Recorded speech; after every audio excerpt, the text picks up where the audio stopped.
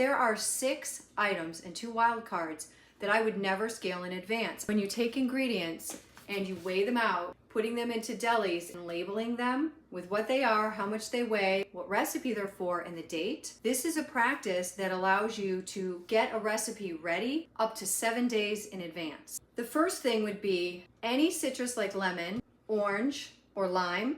It's full of essential oils. Essential oils are volatile oils. The second they hit the air, they start to degrade. So if you were to scale this, put it into a container, it would dry out, lose all of its flavor. So your best practice is to get it straight into the bowl, and even better into the fat, because fat is a conduit for flavor, and these essential oils going straight into the fat act like an accelerant for the flavor. The second thing you don't want to scale ahead are fresh ground spices, like pepper. Grind it at the last minute, like coffee. And you already know this, because if you open it, it smells so good, and you know you don't want to leave it open because oxygen and air is going to oxidize. It's going to degrade the quality of the coffee, and if you look at these beans, they are oily. Those are also essential oils. It's on my hands.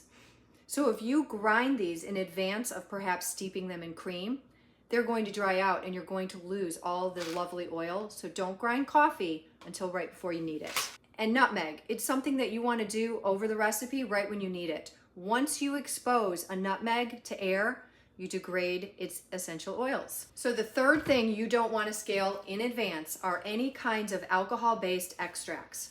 Vanilla bean paste is made with vanilla extract. Cheap vanilla extract you don't want to do in advance. They're based in alcohol, and alcohol evaporates faster than water. Orange oil, lemon paste is based on lemon extract. These are flavorings. Same thing. Almond extract. This evaporates very quickly. And then alcohols themselves. Dark rums for baking, bourbons for caramel and baking, and Grand Marnier, they evaporate very quickly. Fourth category are oils. Oils like citrus oils, orange and lemon, may burn a hole in your plastic depending on what you're scaling them in. So I don't do it until the last minute. The next thing you don't want to scale ahead in advance are things like fresh fruit. If you cut a berry in half, or an apple or a pear, it's going to start to oxidize and break down, and many things start to brown. While you can mitigate that for a short period of time, you cannot in a deli cup over a day or up to 7 days. If you are using fresh lemon juice in a recipe, especially if it's something where the acidity is important for creating a reaction,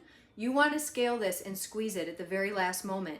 Lemon juice loses its oomph. And I don't have the scientific explanation for it, but in practice, I've had a lot of issues with it, especially when using agar-agar. So scale lemon and any fresh citrus to keep its strength and flavor at the very last minute. Now the wild cards are kind of controversial, and it does depend on where you live, your climate, and the humidity. But I do not like to scale out marzipan or almond paste because it's so soft and lovely in the container. If you're going to wrap it more than once, very tight, to touch, with no air getting in, you'll be fine. But if you put this in a deli cup with all that air around it, you will find that it's no longer malleable and it's going to leave chunks in your recipe. And the last thing is brown sugar.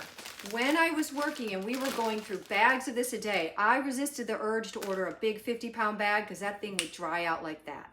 So if you live in a humid climate, this may not be a problem, but in cold climates that are dry and have no humidity in the air, and especially in the winter, if you put any amount of brown sugar into a deli cup, you risk it drying out. And I know that there are tricks that you can use. It's just my best advice. This bag's never been open, and the second that I do open, I'm going to twist it and squeeze out all the air because brown sugar is that volatile. You need to use your critical thinking skills, listen to the ingredients, and do what they want. They aren't gonna listen to you, they're gonna do them. Think like an ingredient, and your ingredients will treat you better, your finished product will be better, and you won't be frustrated. So many of you are trying new things, and with every tidbit that you learn, you will gain confidence, intuition, and better finished product that will inspire you to want to bake more. So good luck.